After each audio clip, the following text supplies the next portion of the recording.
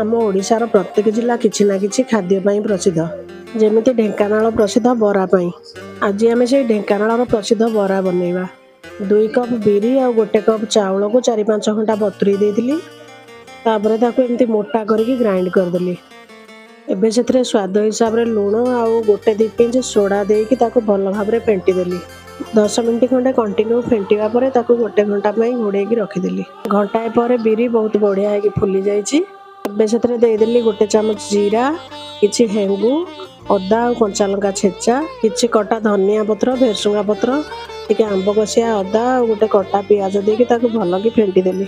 सब भल कि मिसई देकी ताको गरम तेल रे बरा शेप देकी छाणी देली। 2 पट जाक गोल्डन ब्राउन हो गला परे ताको काढी देली। एबे हेगला ढेंकानाल प्रसिद्ध मुसमुसिया बरा। सकाळे हो कि संध्या बेले हो आपण निश्चय बनातु और खातु। वीडियो टी गोटे लाइक करेंगे, सब्सक्राइब करेंगे। आपण समय दे वीडियो देखले बहुत बहुत धन्यवाद।